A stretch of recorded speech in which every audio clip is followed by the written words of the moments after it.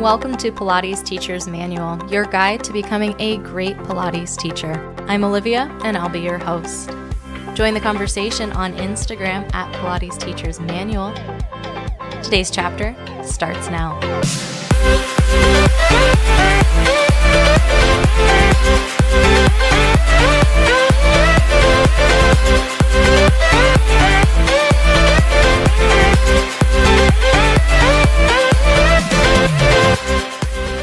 Hello, everybody. Welcome back. I have an excellent treat for you today. I'm on the line with Jason Williams, who is an incredible Pilates teacher. I had the pleasure of meeting him at the virtual Momentum Fest that happened just a couple weeks ago. Jason Williams is awesome, in a word. He's been in the health and fitness profession for a long time. He has trainings in everything from spin to Pilates to bar. He also works in meditation with Reiki energies and also in nutrition. He wears many hats, all of them fantastic and wellness-based. He's also an author of The Adventures of Frankie Fitness, which is a fantastic children's book that introduces concepts of exercise, nutrition, meditation to kids. And there's nothing that he doesn't do. Thank you so much for being on the show, Jason. Thank you for having me, Olivia. How are you? I'm doing great. So my first question for you is, how did you find Pilates in all of your adventuring? Yeah, so I found Pilates it was about 2005 or 6. It was one of those things they offered it at my gym, the mat certification. One of the group X instructors or head of group X was like, hey, you ever try teaching Pilates? So I think it would be something you would like to do in terms of the way you train. And as soon as I took the course and, I did my mat 1, I was like, oh, wow, this is pretty cool. This is where it's at. I was getting along the lines of foam rolling and myofascial work and longevity in terms of how the body should operate and perform. And Pilates was the perfect kind of segue into that at the point in time. And kind of being a somewhat new trainer too. So I think I've only been training for 4 years at that point. I just took the course and I fell in love with Matt and then just kind of kept it going from there. Well, that's fantastic. So becoming a teacher sounds like a really natural thing for you because you'd already been teaching movement for a bit. Just getting certified as a personal trainer and then just realizing how you can kind of affect. My thing was kind of the fixing part of the body. My background's in sports medicine, so I kind of have that interest of just human performance and the way the body operates and heals and things like that and keeping it operational. So that's kind of what led me to it. And it was, pretty easy transition. And I loved in your class in Momentum Fest, you were fusing bar and Pilates. And I know that in your bio, you talk about bar being the passion. You're also the director of Pilates bar training in Baltimore. So can you tell me about how that connection was made too? Yeah, so I started teaching bar. That was one of those things that got kind of thrown into at another gym. Later, it was 2010 or 11. And we didn't have an instructor, and somebody asked, hey, Jason, you teach Pilates. Do you just fill in for bar? I was like, oh, yeah, I'll look it up. I'll figure it out, right? And then I kind of figured it out and realized, oh, okay, here's another modality, right? And the class went really well, and it was one of those things after that, kind of got hooked on that and started teaching bar for the gym, for the club for a while. And then 2016, I was making my way out on my own from the gym. One of my friends I became friends with kind of through Lululemon, Ambassador, he was opening a yoga studio with bar. And he was like, hey, Jason, do you want to teach bar here and kind of, put something together? Because we have these formats of bar, but we want something that's a little more back to, classical type bar, more stretchy, more the lengthening through the body. And I was like, yeah, I was kind of thinking about doing something with Pilates and bar, kind of mixing the two. And he's like, yeah, that'd be awesome. So I talked with another yoga instructor who was interested in Pilates. She has a dance background and she teaches yoga, and her name was Courtney. And we kind of came up with the whole Pilates bar concept together, right? She kind of filled me in on the dance terminology and I did the Pilates terminology, and we kind of meshed it all together and came up with this course. So it kind of happened very organically. After that, we kind of said, hey, let's just do a cert, and kind of started there. And then just, we have about 40, 50 people certified by now. And so it was cool. It was really fun to do. That's amazing. It's like you're just in the right place. You've just got these people and you're making the moves and doing the things. I love it. It's always right place, right time. I always say that, when it comes to life. You've been teaching Pilates then for over 10 years. What have you learned through teaching? So much. I think over the last, probably a couple of years recently, I've learned how much of a mindful movement Pilates is.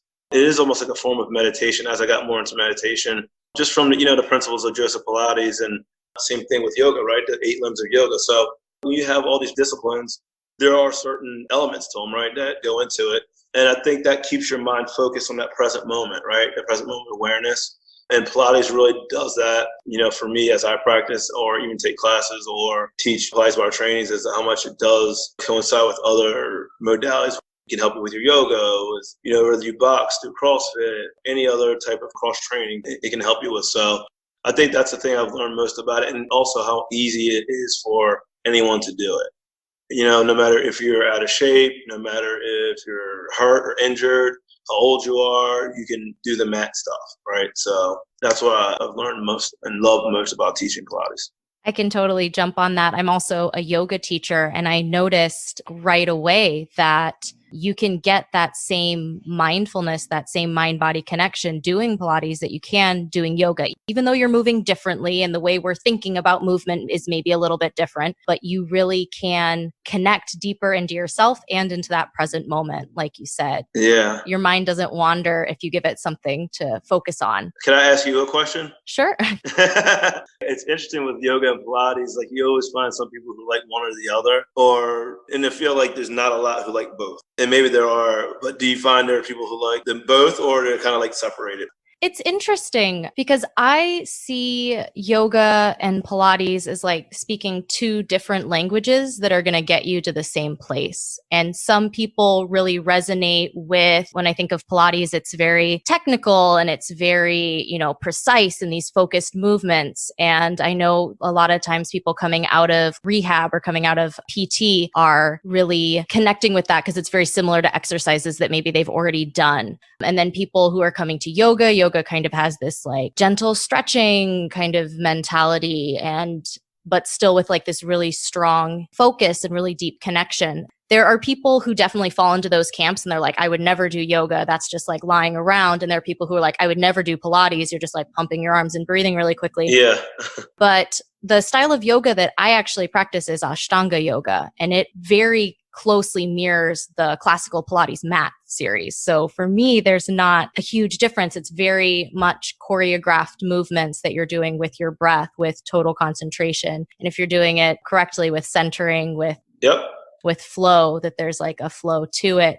I mean, I don't want to get in trouble with Pilates people or yoga people, but I really see them as like best friends, honestly. Oh, yeah. Like maybe one speaks French and one speaks like Dutch, but they're like both talking about the same stuff. That's a good way to put it.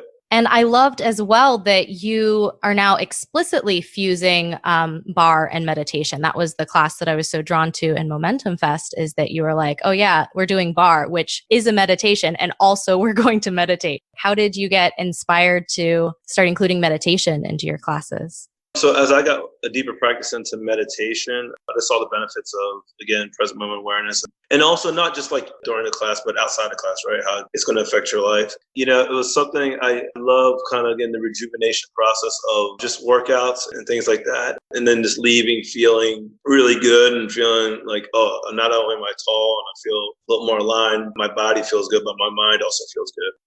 So I kind of, wanted to incorporate some of the breath work and mindfulness into that Pilates bar class, because I just think it goes almost hand in hand with it too. It's fun to kind of plug in meditation at different spots. Usually I typically do it in the beginning or at the end, or one or the other, type thing. So. Also, as someone who has been teaching so many modalities in addition to Pilates, what advice do you have for teachers who are maybe Pilates focused or maybe have this kind of like network of movement? I would always say just be open to learning as an instructor, no matter where you are, and whether you're quote unquote master trainer or a novice or whatever, you always have to learn. Because it'll want to keep you on your toes, right? And you'll learn something from someone else, or a different way of teaching a style, or a different way of communicating to your participants or your clients. So I would always just say keep learning. That's kind of how I was kind of brought up, even just from the personal training world.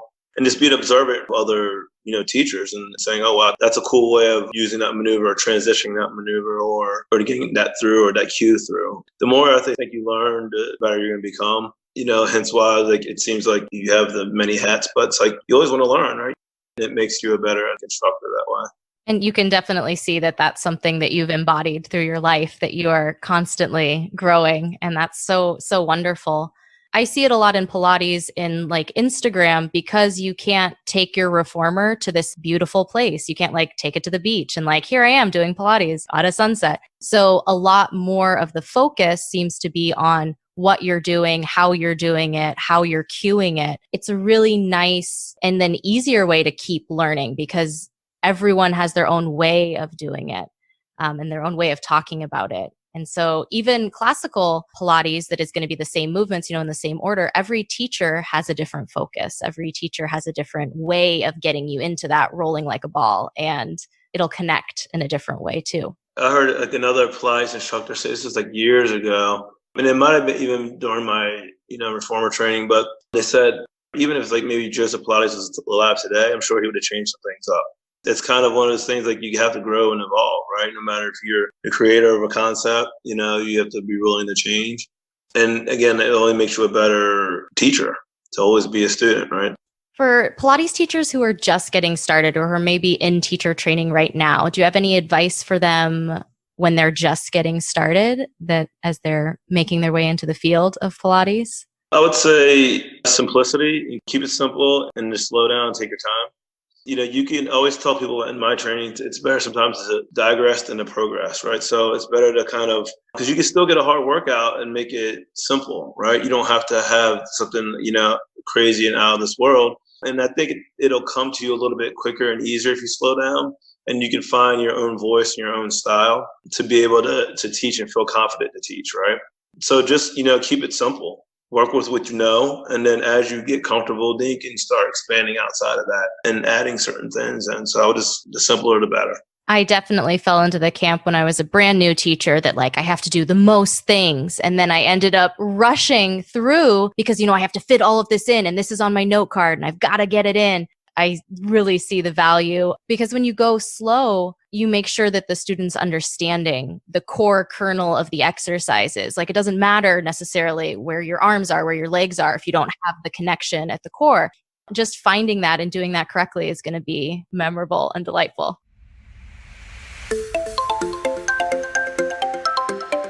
Hi there. I hope you're enjoying today's chapter so far. There's lots of awesome stuff coming up after the break as well. Please share this episode with your friends and followers and share the Pilates love.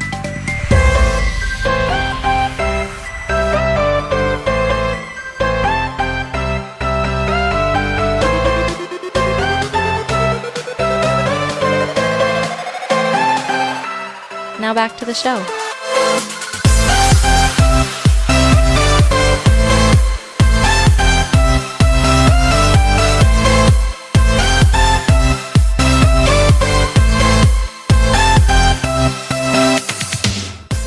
One more fantastic question for you, or maybe not one more, we can keep talking, but what other projects do you have in the works right now? What is happening? Yeah, as of maybe like a week and a half ago or so, we've had 3 of the Frankie Fitness books dealing with fitness, nutrition, meditation. And, I always said I wasn't going to do another book, but I kind of got talked into doing another book. So just like having conversations, from Momentum Fest with other Pilates instructors, and then just other people in general, even people in meditation and wellness, who are saying, oh, you're going to write another book. And I was like, nah, I'm not going to write another book. And then it kind of just popped in, and I was like, oh, I guess I got to write another book. And then I just slowly started kind of writing it. And, about halfway, 3/4 done.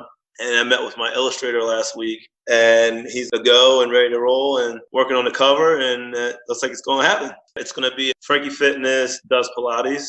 So it's going to have a pretty cool storyline as the same as the other books. You'll be able to color it. It'll have some interactive stuff in the back so that parents and teachers can do it with kids. It's going to talk about some inclusion, and also, again, just like opening the door up to like kids, no matter who they are, where they are. Oh, this is a cool modality that you can do. I think it's going to be pretty cool.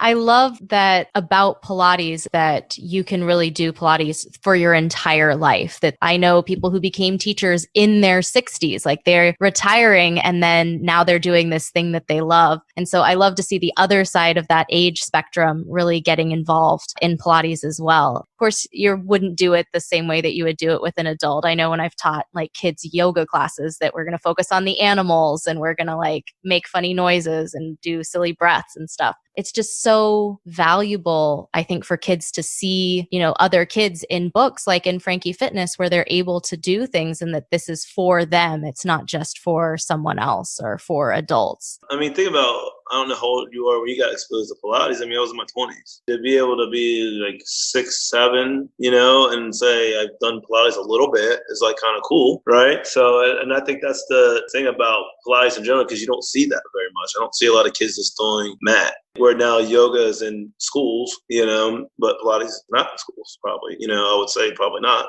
But now I think it's time to make that shift, getting it out there a little bit more at an early age. It's definitely, I think, on the forefront. So we'll get it there. Yeah. And I just think that, having kids try new things the same way that when I was little, I did like a year of ballet and then I did a few years of soccer, that Pilates is something else in another way. And especially Pilates, I'd say maybe even more than competitive sports, that it's something that you can keep doing and not at a professional level. You don't have to go to college for Pilates, but you can keep doing it and just feel strong and be healthy.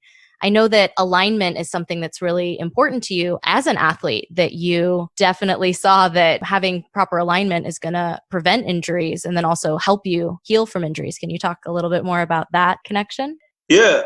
When I was in high school, I ran cross country my senior year, and form was kind of like one of those things I was kind of not necessarily obsessed with, but I kind of like, for some reason, just hit my mind like, oh, running correctly, it's got to be a thing, and it's got to like be able to help you in terms of, performance, right? And just how you exert energy and save energy and can use energy, right? So that's where kind of I think the alignment came from me. Even one of my coaches said, like, oh, Jason, your form is really good. And it was like one of those things I didn't even know it was really good. As a track athlete, it's all about form when you're sprinting and when you're doing events and that kind of thing. So that kind of transition from like that to Pilates or anything else with even training was pretty easy, and kind of just like looking at the body and sensing kind of what's going to come next and where muscles are going to be tight, where everything's going to be weak. It makes sense to me.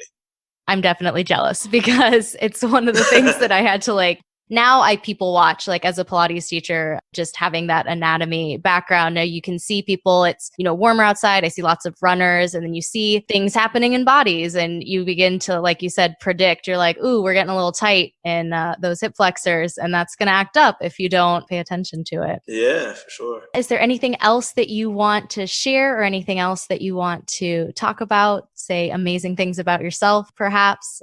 I am going to be linking to Jason's social and his website so that you can follow him on social media. He has lots of fantastic resources. He offers meditations and online workouts. Even if you're not in Baltimore, you can hang out with him. I'll turn it back. Anything else that I can let you share? I think the book I'm like really super excited about. Yeah, like I said, more so because this is a lot more direct in terms of what I'm writing. So that'll be pretty cool. And then, just continue, the path of, meditation and Reiki and all that fun stuff, and using that in my practices with people, in terms of also as an assessment tool with, using meditation and Reiki and kind of getting to the root problem of things and why people kind of experience what they experience or feel what they feel, to help them kind of navigate their body and get the results they want to get, not just physically, but also, mentally. And also being able to figure out what it is nutritionally, right? From mindfulness of just your body and how certain foods affect your body. And you wonder why if you eat this, my stomach doesn't feel so well, or I get fatigued, or I'm not sleeping well. So I think that's kind of like that journey of that kind of figuring that out for people is fun, and just continue to do that. So that's going to be kind of my mission moving forward. I really love your holistic approach to people, because both in Pilates or in physical therapy, a lot of times we're working with the body a lot, and we're looking at the body is either functioning well or not functioning well, or there's things that it can do or things that it can't do just yet or has to do differently to compensate. And I think that you're really bringing in the missing piece that's like the rest of the person, that is their, emotional being, that is their energetic being when you're working with Reiki, things like that. Because at the heart of it, we're just another person working with a person, and we're using the language of Pilates or the language of meditation to meet them. Yep. And the more tools you have to do that, I think the better. Yeah, I think that's going to be the future of trainings eventually. Whether it's a personal trainer or Pilates instructor or whatever, is going to be kind of some point of mindfulness maybe built into that course a little bit, so that you can kind of start using that, with your clients. For me, I use it kind of as they ask about it. I don't like say, hey, you got to meditate, because it's not for everybody, So kind of one of those things they'll ask about a little bit, and then you give them a little bit, and then same thing with the Reiki, they'll ask about it, you give them a little bit, and then they're kind of like, oh, I want to do a Reiki session, or oh, I want to do a meditation session, and then you're like, cool, we'll do that. And then they kind of start to travel their own little path. Again, I kind of look at myself as like the facilitator. However they got to get there, even if it's not through me, it's fine. I might open a door for something else, and then they can kind of figure out their own path, their own journey, and however they got to get there.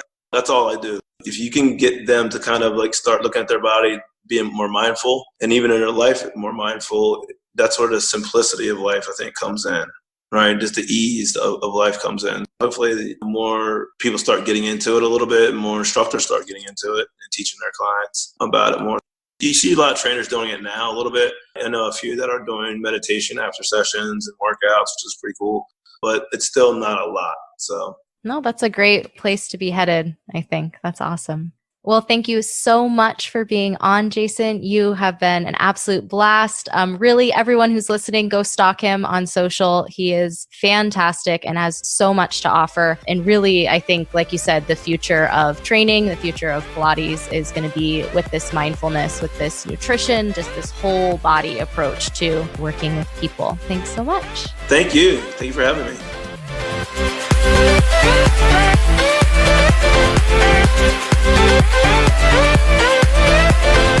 Thank you so much for joining me for today's chapter of Pilates Teacher's Manual, your guide to becoming a great Pilates teacher. If you loved today's episode, subscribe and leave a review. You can reach out to me on Instagram at Pilates Teacher's Manual, or send me an email to pilatesteachersmanual@oliviabioni.com. The adventure continues. Until next time.